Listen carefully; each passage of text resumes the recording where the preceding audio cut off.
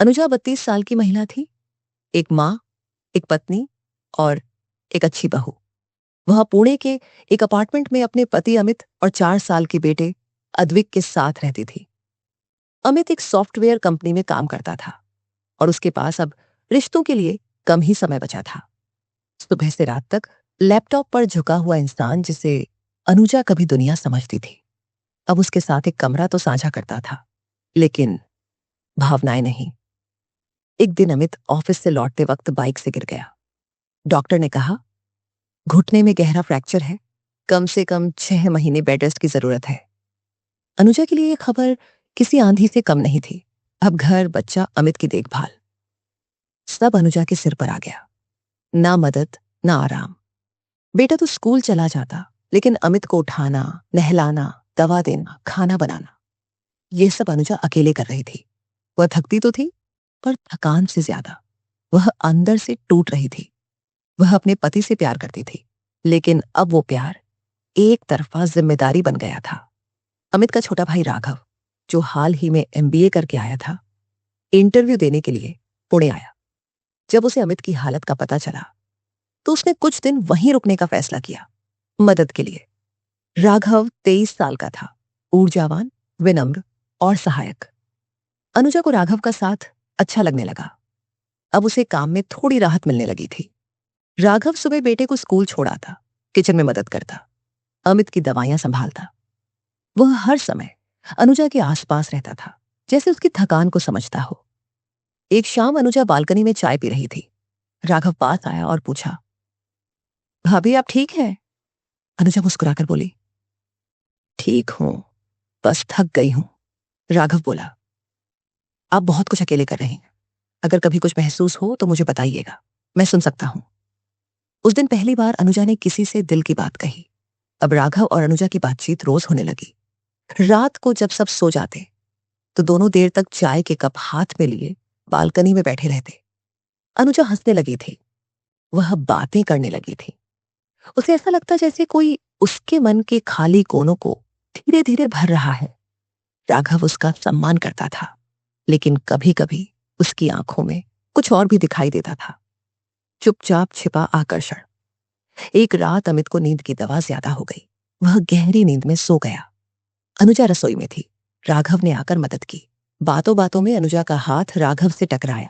वो पीछे हटा, लेकिन अनुजा ने कहा, डरने की जरूरत नहीं है, मैं सिर्फ थक गई हूं, और कुछ नहीं। कुछ सेकंड तक दोनों चुप रहे। फिर एक हल्का सा स्पर्श, एक अधूरी सी नजदीकी और एक रेखा जो मिट गई।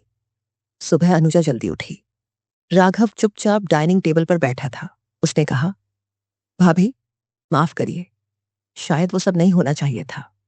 अनुजा ने कहा, तुम्हारी कोई गलती नहीं थी राघव, मैं खुद समझ नहीं पाई कि मुझे क्या चाहिए।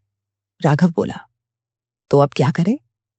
अनुजा, अब हमें वही करना चाहिए जो सही है, तुम्हें वापस लौट जाना चाहिए।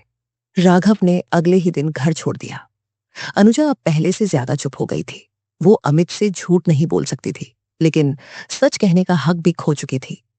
हर दिन वह अपने आप को आईने में देखती और सोचती, क्या यही मैं हूं? वक्त बीता। अमित धीरे धीरे ठीक होने लगा। राघव ने एक बार कॉल किया, बस इतना पूछा, आप ठीक हैं? अनुजा ने जवाब दिया, अब मैं खुद से लड़ रही हूं, लेकिन हाँ, ठीक हूं। कहते हैं कुछ रिश्ते अपनी जगह पर खूबसूरत होते हैं, लेकिन जब वो जगह बदलते हैं तो तोड़ देते हैं, खुद को भी और दूसरों को भी। ये कहानी सिर्फ एक औरत की नहीं है, ये कहानी उस सोच की है जो अकेलेपन में पनपती है। रिश्ते जब सीमा पार करते हैं तो सिर्फ शरीर नहीं, आत्मा भी टूटती है। अगर आप कभी उस मोड़ पर खड़े हो जहां भावना और मर्यादा टकरा रही हो, तो उस भावना को वक्त दीजिए, शरीर नहीं। क्योंकि गलती एक बार होती है, लेकिन पछतावा जिंदगी भर चलता है। आपसे बस यही वादा चाहिए कि भावनाओं में बहकर अपने रिश्तों की नींव मत तोड़िए। सीमाएं सिर्फ समाज नहीं बनाता, एक सच्चा इंसान खुद अपने लिए बनाता है। मिलते हैं अगली कहानी में। तब तक अपने रिश्तों में विश्वास और संयम बनाए रखिए। अगर इस कहानी ने आपके दिल को छुआ तो कमेंट में सिर्फ एक वादा लिखिए, मैं अपने रिश्तों की मर्यादा को समझता सी समझती हूं। आपके कमेंट से किसी और को सही राह मिल सकती है। और अगर आप चाहते हैं कि समाज में भावनाओं और जिम्मेदारी के बीच का फर्क समझा जाए, तो इस वीडियो को जरूर शेयर कीजिए, किसी माँ, किसी पत्नी या किसी बेटे के साथ। चैनल को सब्सक्राइब करना मत भूलिए, क्योंकि अगली कहानी भी जिंदगी के ऐसे ही मोड़ों से गुजरेगी, जहां भावनाएं होंगी, पर हर बार रास्ता सही चुनना जरूरी होगा। मिलते हैं एक नई सीख, एक नई कहानी के साथ। तब तक खुद से और अपने रिश्तों से सच्चे रहिए।